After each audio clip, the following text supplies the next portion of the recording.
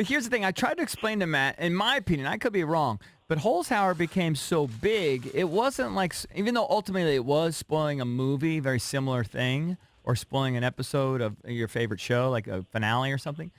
But it became such a big thing, it became like a news story. And that's what it turned into, a chase to break the news. So while I can understand why people that watch it are bitter, I do also understand why it happened, why it's different than, saving the end of a movie for people. Yeah, and the result was posted 6:40 at the earliest the night before.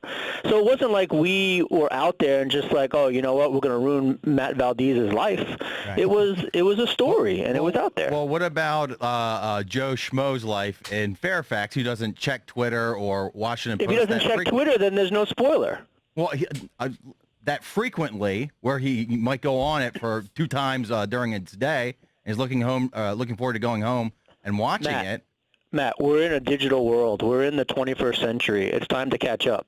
Yeah, I mean, if you... you should be saying that to me. But here's his question, though, and I think... You have it right, Bill Bish. You have it right. You're not on Twitter. You don't have to worry about this stuff. But to think that you're going to go online on the Internet and not see a spoiler, I mean, it's pretty ridiculous. Well, what's the difference between spoiling the end of Jeopardy and then spoiling the end of Game of Thrones, which has been out of production for a year? Well, you know what? There were spoilers of Game of Thrones the whole season, and they were on Reddit, and I never went on Reddit because I didn't want it to be spoiled. I was actually proactive. Well, then why didn't you write about it, or Washington Post? That's not my beat. I didn't write about the Jeopardy thing. Well, whoever's entertainment beat it is on Washington Post, why didn't they write about it? I don't know. Write a letter to the editor, Valdez. I mean, you're a smart guy. You can put words to paper. Go express your displeasure to the editorial board. I'm sure they'd love to publish that. You just can't speak his words. Maybe writing them down is better. This is Matt Valdez. It's just.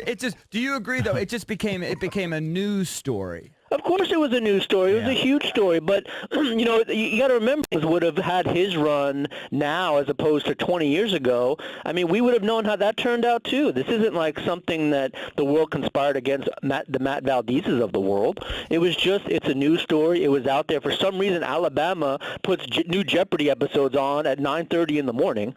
So it wasn't, and the radio, the TV station, the studio had to have leaked the taping as well. So this wasn't like the Washington Post is out there to get Matt Valdez, even though that'd be a great headline. Well, I'm not saying you're out there to get there, but why are you perpetuating the It's news, Matt. What do you want us to do? Not publish news? Well, Avengers is news. Why did no one spoil Avengers? You know why? Because the comic book came out in 1991. I knew what was going to happen beforehand because in the comic book, literally, Tony Stark gets his head a lot of clicks. You would have gotten a lot of clicks if you'd written about it. But that's not my beat. I mean, oh my goodness. Do you want to spoil the Redskins season, or you want to just keep going around the loop-de-loop? I don't know. He was just. I like the loop-de-loop. The loop-de-loop. Awkward radio is the best radio. I mean, that's fine. Okay, so the difference between Avengers, I mean, there were spoilers out there in Avengers. Do you really think that you can go on the Internet and avoid all spoilers all the time for anything that's popular? In his defense, that's different than just sort of everybody reporting it on their news feed on social media. It's a little different. Right. I mean, I wouldn't spoil the movie because it's just not something that I would do. But I knew it was going to happen. Okay. Well, would you agree with a coworker if he or she wanted to spoil it?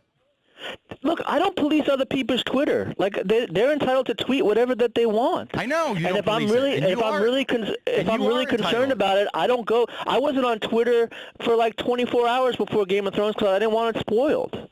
But I took a proactive stance. I didn't rely on literally millions of other people who get off on spoiling things for other people to have to worry about it. I said, you know what? I just got to stay off of it. He would have to stay off Twitter until he lost. Okay, then that's what you have to do. I mean, what do you want from me? Well, I'm sorry. My job requires to be in touch with and our job requires to publish the news. So what are we supposed to do, Matt? Just ignore it? You're in an impasse. I don't know. I really don't think it's that newsworthy to tell what's going to happen at the end of something. Then why are you so upset? Because I look forward to it every effing night, Neil. To watch it and see what's going to happen. If I know what's going to happen at the end of a football game, I wouldn't watch it. Hey, Neil, he actually said this. And I can't believe it. The words came out of his mouth. He said he was more upset about Holzhauer, the little dork, losing than when the Ravens lost to the Chargers in the playoffs. Oh, he's Is there like a BS button you can hit that? Well, I'm that can... thinking that, but I actually believe him. Knowing him like I do, I actually believe him. I actually believe him because he's kind of punched out on He's sports. souring on the Ravens a little bit. I mean, you should see his face right now. He's so bitter right now. I look forward to it every night. Just like people look Okay, forward you to can going still to the... watch it. I mean, like the show's still on. It goes on. Trust me, I watched it, but it was the... Let me ask you this, Neil. Do you have this question? Let's just change this a little bit.